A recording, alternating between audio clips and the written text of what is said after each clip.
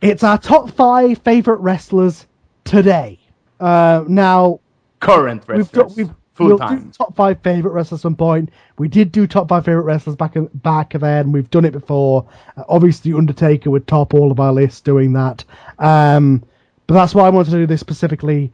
Wrestlers who are on a full-time schedule are wrestling every single week today.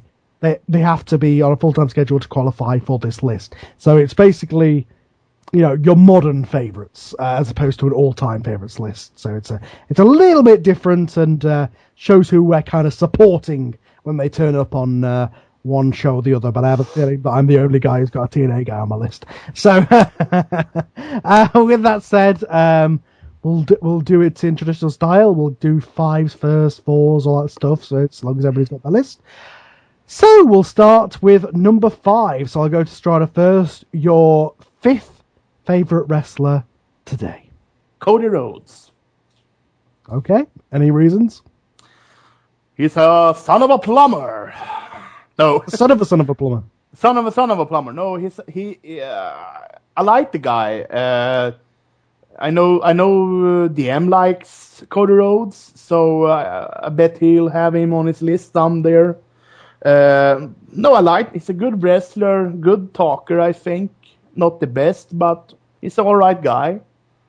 He's an all right guy outside the ring. So I like the guy. I like them. I like the wrestler, Cody Rhodes. Okay. DM, your 5th favorite wrestler wrestling full time today? Oh, this is tough. Is it possible to put a group on there? No, must be an individual. It has to be an individual. I know what you were going to say. Yeah. Well, seeing as how a specific group is out, I'll say Ziggler. He reminds me way too much of Mr. Perfect over his own fucking son, and he sells everything. And even if the match sucks, Ziggler's just still fun to watch. Doesn't he have a little bit of Rick Rude in him too? It's like Rude and Perfect made a love child, and it was Dolph Ziggler. Yeah. I'd say Perfect and Billy Gunn with the finisher and the Faymaster. Yeah. With a bit of Shawn Michaels in there as well. The melding pot of a lot of old school greats, and he's a fucking awesome wrestler on top of that. So yeah. My number 5 is the only TNA guy I can imagine that's made this list. It was between 2, but one of them's pretending to be Sting right now. So, so I can't. He's a great wrestler still, but I just can't support AJ Styles like I used to until he's AJ Styles again and not Sting. So with that said, mine is Samoa Joe. Always really loved Samoa Joe ever since I saw him. I think he's great in the ring. I think he's a great big man, probably the best big man ever in terms of athleticism. Just pure in the ring. I always love to watch him wrestle. He's not doing as much as he should be doing right now. He's not winning as much as he should do right now. He's losing to the Jeff Hardys of the world. But at least he's got a storyline right now, and at least he's still a prominent part of TNA television. And he's always one of the ones I tune in to watch. All right, then. So, number 4, Strada. Funny that it's the guy that DM had as his number 5, so it's Dolph Ziggler.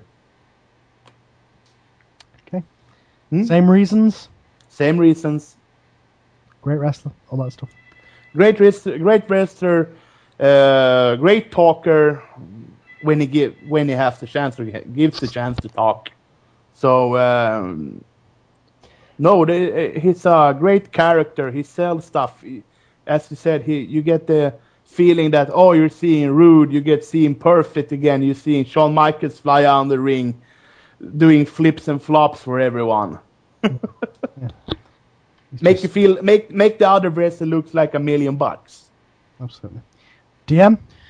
Again, this is going to be funny here, but Cody. I've always been a huge Cody supporter. He's a Legend of Zelda fan, so we kind of stick together. And over the years, he's just gotten better. And every gimmick he's done, the Dashing Cody Rhodes, okay, it worked. When he was with Priceless, yeah, it worked. When he was doing the Phantom of the Opera gimmick, it worked. Everything he does just fucking works. And again, he's a Rhodes. They're going to make gold.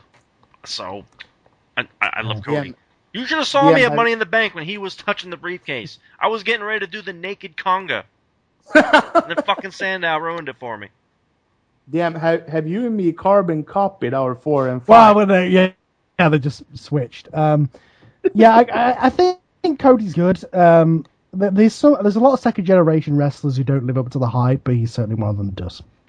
All right, my number 4 is Antonio Cesaro. He's not doing that much right now, apart from wearing a flag as a cape and being one of the real Americans as a Swede. He's doing the Austin Aries gimmick. Yeah, but it's purely for his in-ring ability. I put him above Samoa Joe simply because, again, Joe's on the sinking ship, which is TNA, and Cesaro he makes everything look good. He makes a regular suplex look like an amazing looking move. Just everything he does looks so clean and good, and he's so strong and innovative, and fluid. He's just so good. Hopefully he gets a character to match his in-ring ability at some point, or at least a push to match his in-ring ability. Anyway, number 3, Strada.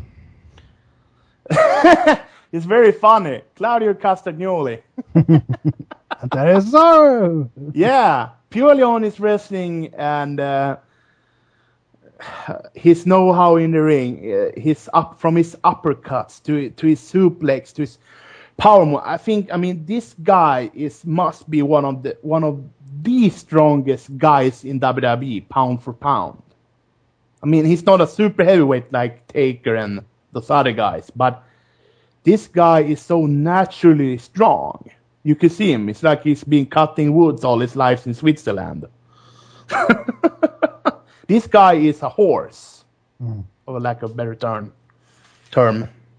A hoss, says Joe. A horse. He's a great horse. He's an athlete. He's an athlete. Yes. Yeah. Rugby player, apparently, even though he's not. I like the guy. Yeah. DM, number 4. I'm 3, sorry. I'm sure everyone's going to say that this guy should be higher on the list, but it's my list, not yours, so fuck off. Daniel Bryan. Number 3. Do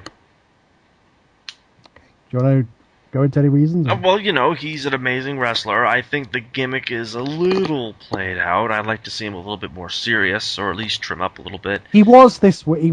Oh, yeah, this week he was beyond This feud with Cena, he's been way more serious. Yeah, I'm just a little tired of not the hipster, but the goofy Bryan. It just doesn't really flow for me.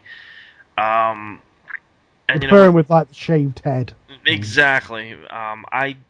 He's always been fun to watch, and even when he was with that team that shall not be named, come on, everyone was watching because of him, because we all knew who he was, and ever since then, I've always been hooked.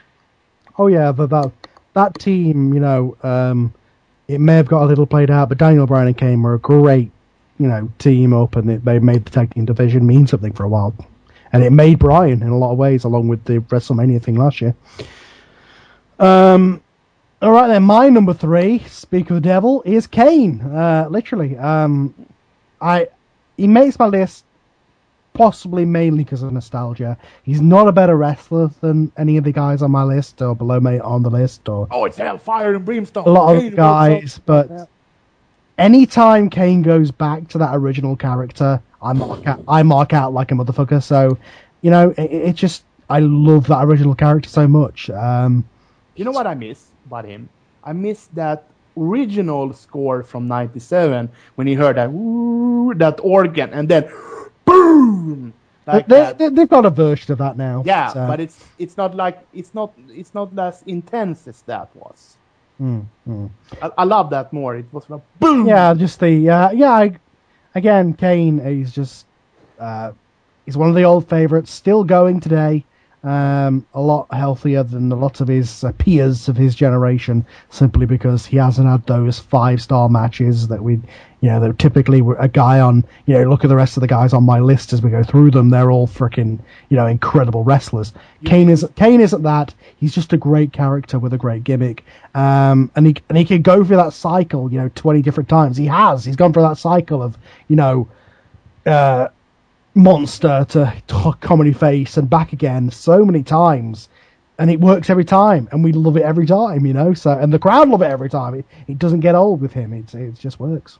I mean, you have to give the guy props and credits because I mean he's 47 years old and he keeps in shape. He wrestles every week. His knees isn't fucked up as Undertaker's knees. Oh no, he's still wrestling house shows. He's a healthy guy. Yeah. All right. Number 2 then, Strada. CM Punk. You want to hear the Terminator theme? No. I'm interested to see what your number 1 is then, because I thought Punk was your guy. Yeah, but there's another guy just now that's they're number 1 and 2. They're all one of my favorite guys. So it's really tough. I mean, you had Joe. I will love Joe. You're going in SummerSlam order. Yes. I mean, the funny thing is that I love Samoa Joe as like you. And I mean, all of those guys that we have mentioned comes from Ring of Honor, and most of them.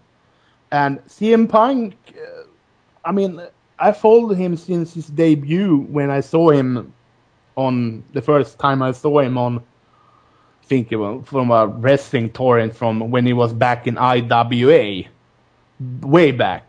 And with the Axel Rotten promotion, and so and then I gotta who's this guy? Like he's getting on the crowd's nerves. They hate him.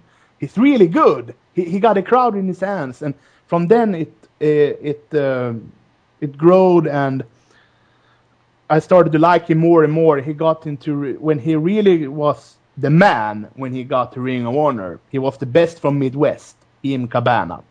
So when he was the Ring of Honor, that's why I really got to the guy, because the guy could work in the ring. He's safe in the ring. He's not sloppy in the ring. He's good, but the mic skills that he had, he captivated the crowd as an antagonist or a face, whatever. He's one of the best, I think, in the history. It's not a Hall of Famer yet, but I'm sure he will be someday. Oh. I think he's one of the best on the mic all time. Unless he kills his kids, as I just yeah. DM, your number 2. You know, I have to agree with Strada. For me, it's CM Punk. I've liked him from the start. You know, when he started in ECW, quote unquote.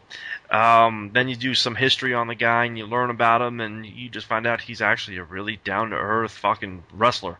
Yeah, he can be a little cocky and arrogant, but so was Shawn Michaels and everybody else that we like. You know, every time Punk's on the screen, I gotta fucking watch. I can't think of a bad match that Punk's had, or at least where he's fucking tried. You know what I mean? So, Punk all the way. He carried Rock. Carried him. He fucking rebuilt him is what he fucking had to do.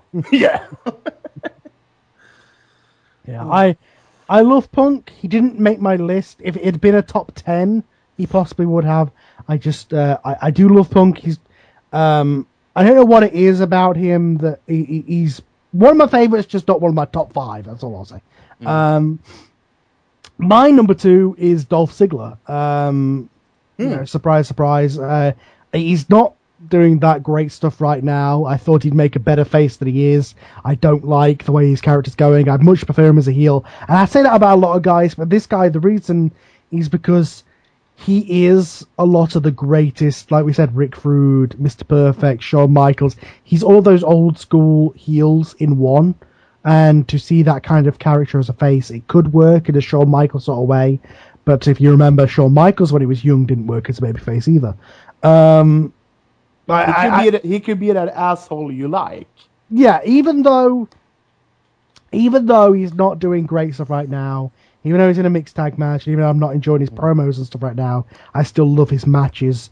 So I'll continue to support the guy. I've been a fan of his since 2008 and continues to grow. So, all right then. So the numero uno, the primero of the list, talking all Italian and stuff, and turns out Antonio Cesaro, he's not Italian, but he speaks all those languages. The number 1 for you, Strada. It's the final countdown. The American Dragon, Bryan Danielson. What do you have to say? This dude has done it all. From Ring of Honor, New Japan, to WWE. And he's fucking over in the biggest company of them all. What a guy. What a wrestler. Has been better on the mic since lately. Maybe he can have more promo times. He's like Chris Benoit with charisma. Yeah. And he's got more confidence. He's the total package. This dude, when I saw him in Ring of Honor, he's a wrestling machine. He stretched the fuck out of Samoa Joe once. And that's not easy to do. No.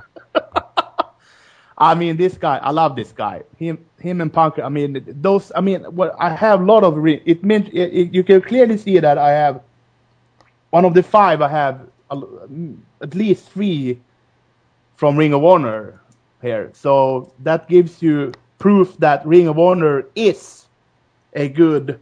Yeah, I got 3 as well. Yeah, it's a good homegrown school for WWE. I got the 2 greatest ROH champions of all time. Yeah. Yeah. I mean, yeah, and I love Joe too. I mean, think of this. This proves that Ring of Honor was in the past. Yes, was. I mean, in past tense, was a great stomping ground before WWE. So it's no wrong to be in Ring of Honor and you can come to the WWE and have a success. Gabe Sapolsky's Ring of Honor mate. Yes. Awesome. Oh, man. DM, you're number 1. Anyone who knows me already knows who my number 1 is, and it's probably not a big fucking surprise. Kane. It's my number 1 guy. It's not about it's not about titles. It's not about wrestling ability. It's just the fact that he has longevity. Every fucking time they go, we're going to take the mask off, we're going to change your outfit, or we're going to give you this gimmick, he makes it fucking work. And I'll be the first. Other than Katie Vick. But they put him with Bryan Danielson and said, okay, we're going to make this a gimmick. We're going to make this a joke. We're going to make people laugh at you. And somehow it fucking worked. He's been my favorite since he walked through the fucking door. He's just a phenomenal, phenomenal fucking guy. Character-wise, he's just fucking awesome. And wrestling-wise, yeah, he's not the best. But see him live, and that's all you need. That's all you fucking need. He's my number 1 dude. It always goes back to that 97. You know, that build was so good, and then when he finally turned up, and that lighting, and the organ, and then the boom, and he comes out and just wrecks shit, and, you know, he was a made man, and we would remember him forever. I mean, it's the fact that he had big shoes to fill, and it wasn't just another monster for Taker to slay. He just took on a whole life of his own. I mean, that takes balls. Because it was so well done. It was like, you know, so many times when they build these characters up, it turns up, you know, it's the fucking Shockmaster, or it's some of the Executioner. It's so goofy. But Kane showed up, and his outfit actually looked cool, and the music was cool, and the presentation was cool, and he had Paul Bearer with him. Everything worked. Everything even when he does stupid stuff like the whole Paul Bearer Edge thing, you could tell he was trying. He was trying to make it fucking work. He's a company guy. Yeah, he's a company guy, and I got no bones about him. As long as they don't put him in pink and make him dance around, I'm fucking happy. Damn, I gotta ask you something about when you first saw Kane back in 97. What was your first reaction when you saw him walk out? I could not fucking believe it. I mean, I grew up, you know, watching, you know, some of Kevin Sullivan's shit, and I seriously thought that this was something that Sullivan thought of. It was so dark and demented and cool. I said, fuck. And the whole build, as Carl was mentioning, they did so well. The way that Bearer was just describing what Kane looked like, and you're thinking he's this big fucking monster, and out comes this big fucking monster, and it's not like a 3-headed fucking demon. It's a fucking man who's going to kill you. Yeah, it's from May to October, that build. Think about that. He looked like a serial... He'd show up for, what, 6 months? He looked like a serial. He looked like the serial killer. You know that. It's definitely like Jason Voorhees. Yeah, he looked like, and wherever, and he was like when the commentators, you know, back then, Vince and Jim Ross. Oh my God, it's gotta be Kane. And like, oh my God, he's as big as the Undertaker. He's bigger than the Undertaker. I mean, there are And Undertaker is not a small man. There are very few times that this industry has made my jaw drop. One of them is when Punk won the title because we didn't see that coming. But Kane, the debut of Kane, I was speechless. I didn't say a word until like 3 minutes after the show closed. I was in shock at what the fuck I saw. And the fact it came after the greatest Hell in a Cell match ever as well. Yeah. Oh, it's like, WWF did not get any better than that night. At least the main event. Carl, I gotta mention this. Was it last week we talked for a while back after the show, you and me, Dan? We talked about that you saw that, told me that Kane, he's a strong motherfucker. He walked around with Big Show from one corner to the other corner in a battle royal or something. I think it was Royal Rumble 02, I think he did it. He's a strong motherfucker, and it's just the things that he does, he shouldn't be able to do. And again, as Carl said, he's a company man. He's a fucking athlete. Yeah. He is a fucking athlete. The day he retires is going to be a heartbreak for me. Yeah. I wouldn't be surprised if him and Taker retired together. I wouldn't be surprised either. I mean, what's he going to do when Taker's really not around? I mean... Well, he's doing alright for himself now. Yeah, but now. But... Alright then, so man number one, no surprise, right now is Daniel Bryan. I don't know. I can't put my finger... I remember watching him in 2004 as the American Dragon. It was like him with like a Liger gimmick, and he was like a masked American Dragon. And then I saw him as Bryan Danielson. I heard, as the years went by, I didn't watch much Ring of Honor then, but you heard about this, this guy's calling himself the best wrestler in the world, and he's the fucking having, hour-long matches, and he's got 5 finishers, and he's got this awesome finisher called Cat of Mutilation. And then finally he came to WWE, and I just got behind the guy because he was the best technical wrestler in the entire company. He put on incredible matches. And on top of that, when you saw interviews with him and just saw who he was when he came out, he's the nicest guy in the world. So a nice guy who's the greatest wrestler in the company. At the start, he didn't have much charisma, but then he's now grown charisma. And now that he's as over as he is just awesome to get behind this guy from day one, at least, from back in the day, and then getting into him when he first came into WWE, especially. To back the guy through him being fired for Justin Roberts and all this stuff, and to see him be what he is now as one of the top 2 or 3 stars in the company is an incredible journey. That Bryan Danielson, the guy that nobody thought would do it, is now, the cream always rises to the top, and Bryan is just incredible. He's awesome. And a good thing for him also that he has no skeleton is in his closet. He has no scandals like driving under the influence or he's a clean guy. Yeah. And at the end of the day, the best is yet to come for this guy. He's only just starting to get to that summit, and hopefully it begins at SummerSlam. Hopefully it's not just buried by the game. But we'll see. I'm gonna destroy you. So I think instead of topics, I think a good idea would be, since people wanted top 5s, let's just do top 5s and do it like this from now on. So rather than just maybe I got a thing I want to bring up before you continue to talk.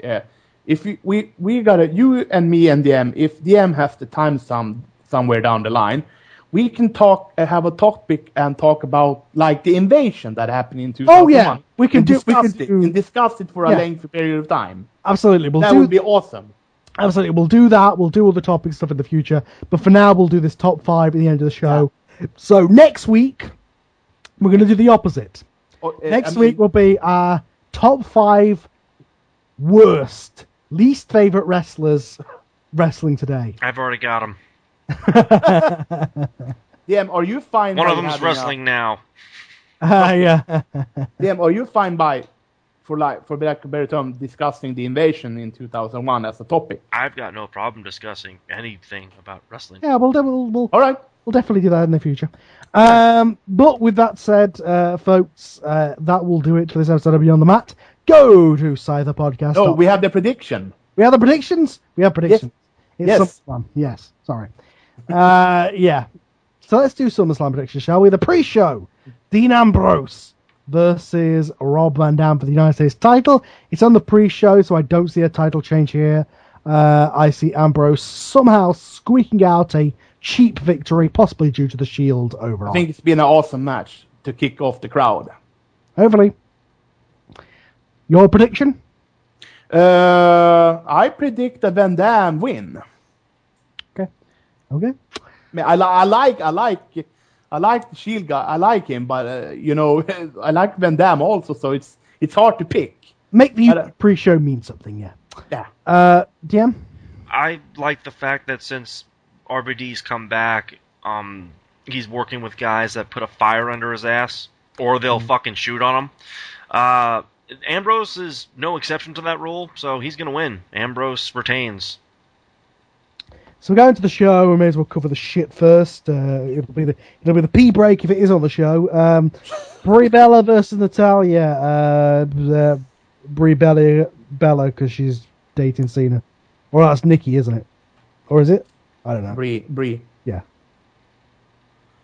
Yeah, they got the push, and they are sleeping with the two most hottest guys, the top guys. So they have the influence of power. Oh, the stars of Total Divas. Yeah, and the stars of Total Divas, and they have a power to fire anyone or. Oh no, they don't. No, but they seem to have it. Rumors. They seem like they own the shit. Well, they just pretend to on Total Divas. Yeah. But no. I'm picking Natalya. Speaking of how good the Bryan Cena's build has been, thank God there's been no Bellas. I'd rather have McMahon's than Bellas. Don't say anything yet. They may run out. Oh, come on, Danielson, come on. No. Darling. No, we don't need another fucking layer of shit added to that match. I know. I'm just kidding. DM?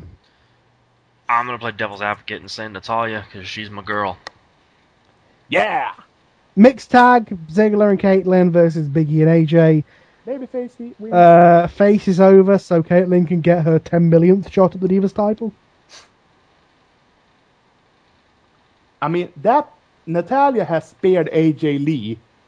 I don't know how 20 times by now, and every time she spares AJ, it seems like AJ is going bend like an accordion or something. I mean, how much can she take? Oh man. I predict babyface go over, so. DM? I predict Dolph Ziggler hits the Famouser on AJ and gets the win. Oh yeah. Not gonna happen. Not gonna happen, but that's what I want to see happen. But yeah, the team face is gonna win. Or the X Factor with a head slightly up. Anyway. Oh, yeah, I think I'll take that too. With that said, the next match, I believe, is this happening? I guess this is going to be confirmed. Big Show and Mark Henry are going to challenge for the tag titles. Is that happening? I don't see it anywhere on the card, but we'll say Like, it is. it's on Raw. They said it on Raw that the match it's signed or something, that they have challenged them. And Shield have accepted. Okay, in case that happens, we'll predict it, and I will say the Shield will retain because Yeah. Whose phone is this? That'd be mine. You just go ahead. Oh. Okay, go ahead, predict. I predict that the Shield will retain somehow. I think they will spare Big Show or Henry. I think it's Reigns who's gonna do the spare and win. It's gonna be, the Shield's matches are like, the camera angles are very good when you don't see when they come into the ring. You can say, okay, the babyfaces are winning. No, here's the save. No, I think they will retain. The Shield will retain.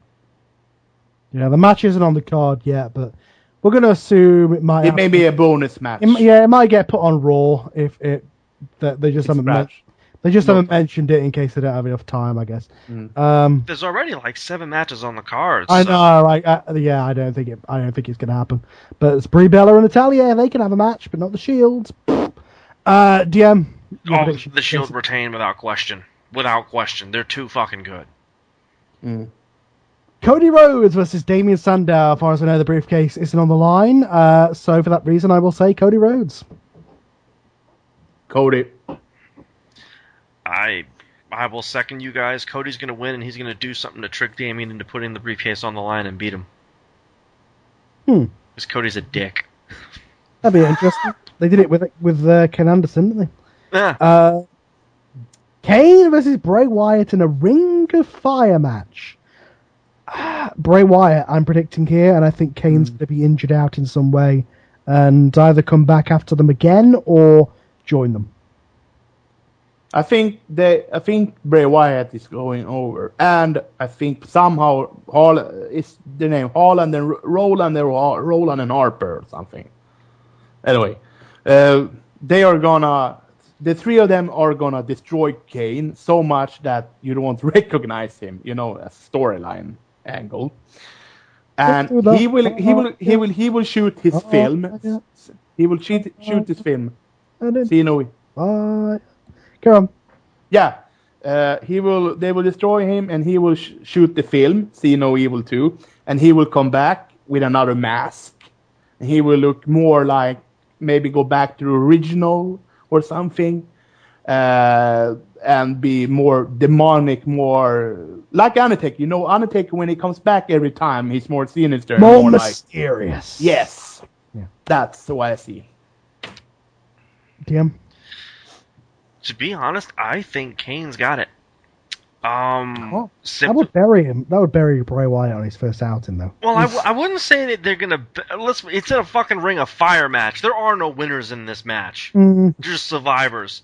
So I wouldn't be surprised if like Kane beats up Bray to the point where the ref is like, "Okay, we're fucking done." And Bray's the kind of character that doesn't mind getting beat up, so it's gonna kind of go like that, and then we'll get part 2, which is like a fucking crucifix fire torch match shit. Which HIV infested needles. It'll be something fucked up. So I predict Kane wins as the referees just says we're done with this shit. World Heavyweight Championship match, or World Heavyweight Champion, as it says here. WWE website can't even get that right. Alberto Del Rio versus Chris. Del Rio's retaining, I guess. I think Ricardo Rodriguez will have an implication in this match. I have a sneaking feeling that he's gonna screw Del Rio for this. I said it. But I hope Christian!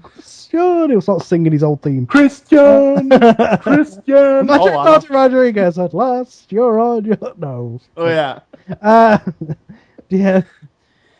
Alberto Del Rio retains, and Cody Rhodes cashes in Money in the Bank that he tricked Damian Sandow into signing and becomes new world champion. Wow. I'm taking a bold statement. God damn. You just want something to happen in this match. I do. If it was Alberto Del Rio versus anybody else, I'd be happy. It's fucking Christian. It's like, come on. Even Vince should see this. This is a fucking snore fest, for God's sake. Vanilla versus nothing. It's like when Christian fought against Tommy Dreamer. Yeah. It's like, really? Come on. I think Tommy Dreamer was more over the both of them.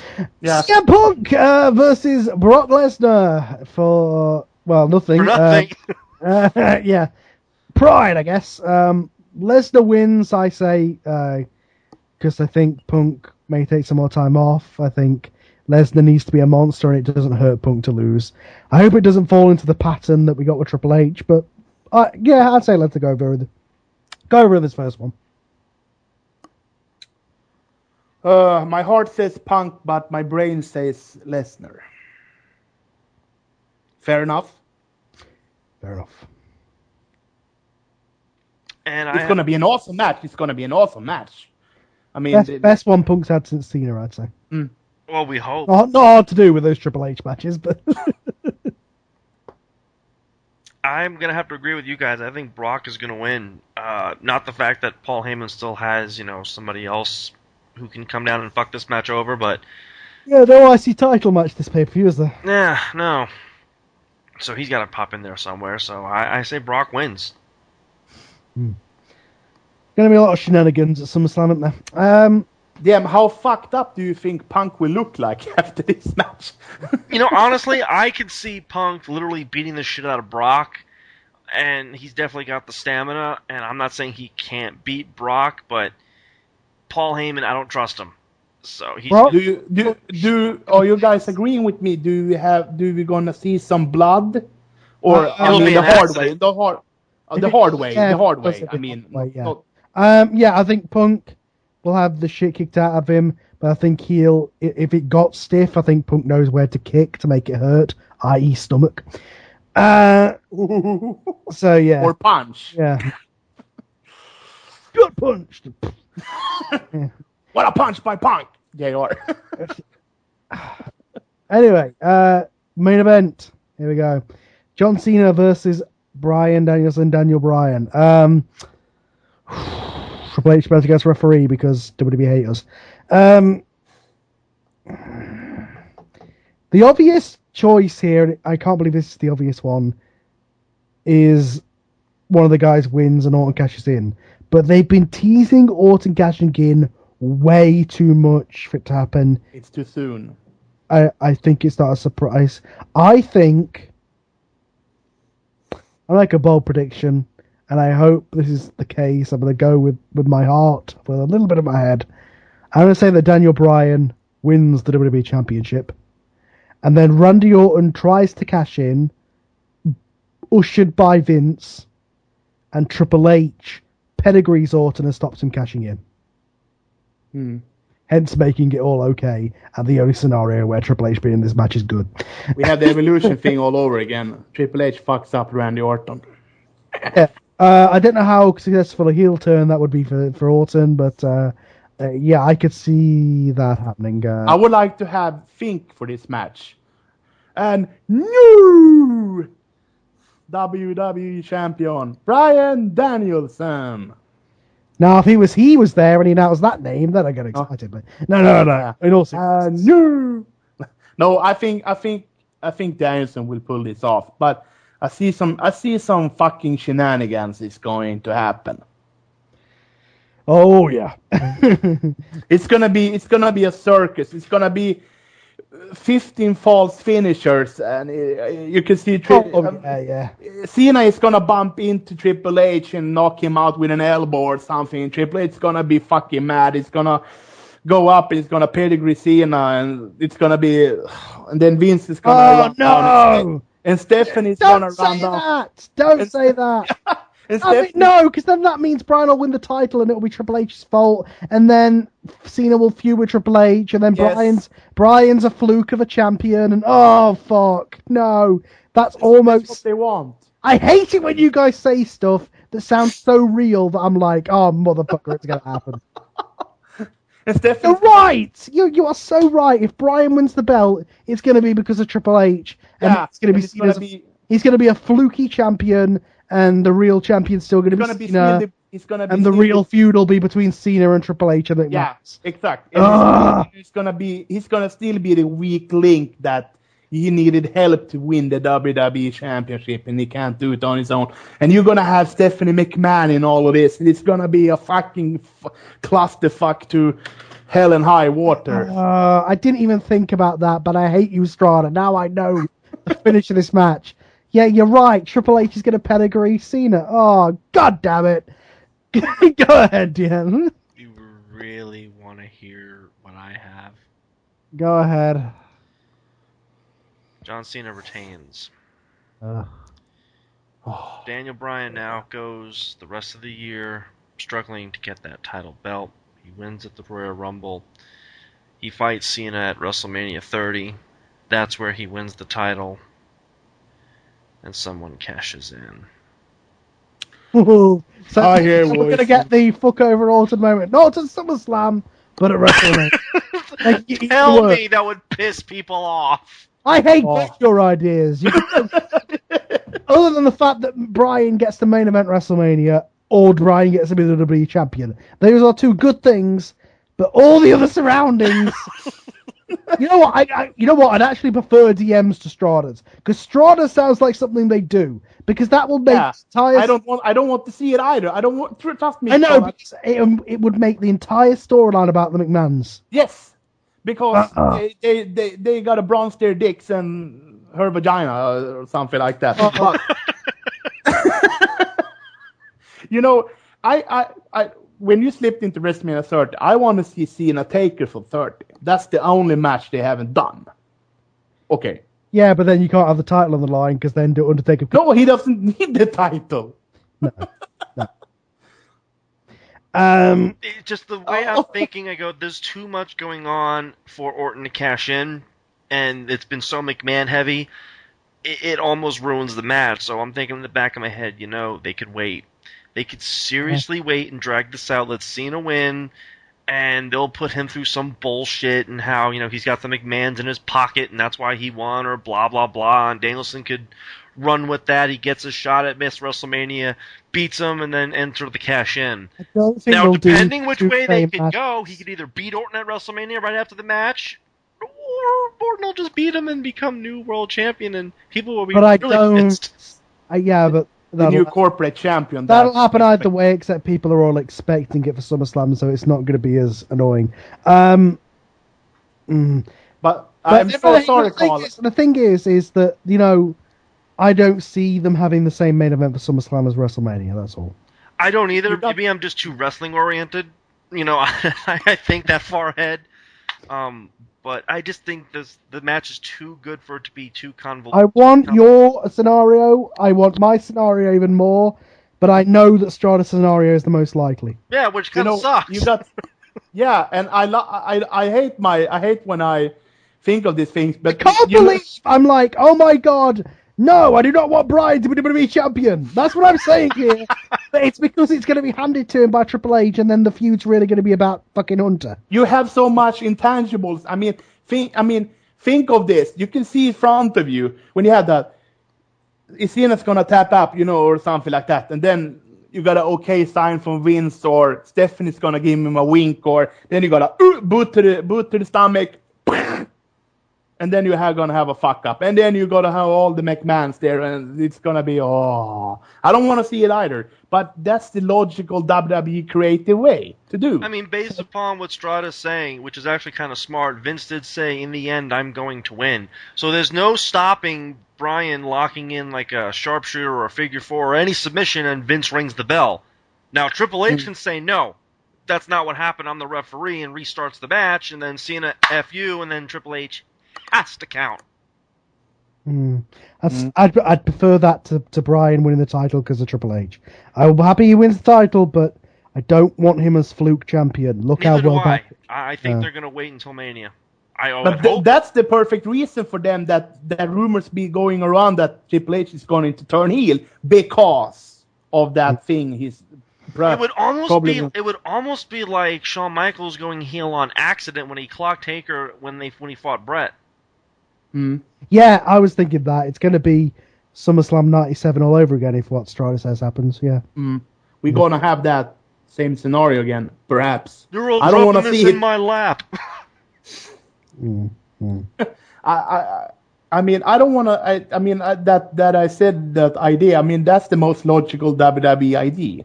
Idea. And I don't want to see it either. I want to see a cut, clean, good match with a winner raised by Triple H. Maybe we are so concocted by WWE's brainwashing stuff, so that we are so certain that it's gonna be a fuck up. Maybe they're screwing us, and we are gonna have a cut, clean match with no interference. I pray it's a clean match, and I pray it goes longer than 20 minutes. Because if this goes under 20 minutes, it's probably gonna suck. I think it's gonna be a 45-minute match. No, it won't go that long. 40 minutes then. I would say 35 tops. Because I don't think Cena can go 45. Hell no. Fuck, Punk and Danielson can go 75, 80 minutes if they want. But considering Cena's injured, I don't think he's going to want to do any more than he has to. I see the finish here. I see a submission finish for either one. Because Danielson can hook that fucking crossface. And you can use that bad left arm or something that Cena has and exploit it. And then the Raw following Raw, Cena can make an excuse. My elbow was injured. He can continue to portray that heel, that face heel stuff that he is. Strada, let it go. It's not happening. Oh fuck! I'm so wanting it. Cena will never go heel, and the only way he will go heel would have to be like at WrestleMania. That'd be the only way to do it. It's gonna be in like 5 years' time when we don't care anymore.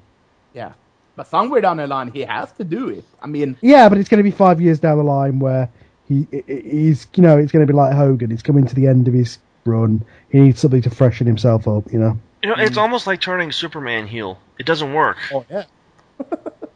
Yeah, except Superman isn't booed everywhere.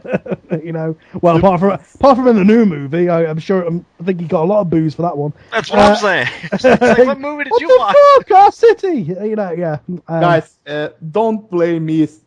Don't rag on me on Facebook if I'm right about this fucking. No, I'll until Monday. No, folks, I'm going to be at the wedding on Sunday night. I am avoiding Twitter. I'm avoiding Facebook. I'm avoiding the world until I see SummerSlam. I would rather experience the disappointment live. Let's put it that way.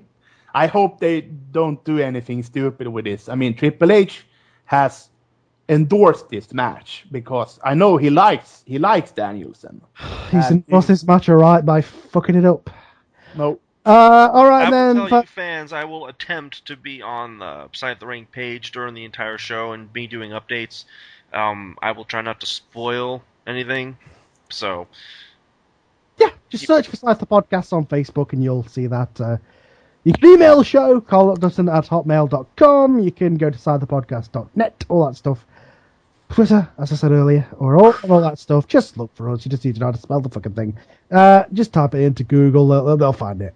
I assume. All right then. So with that said, folks, thank you very much for listening to the show. Thank you to DM and Strada for joining me, and we'll see you next time.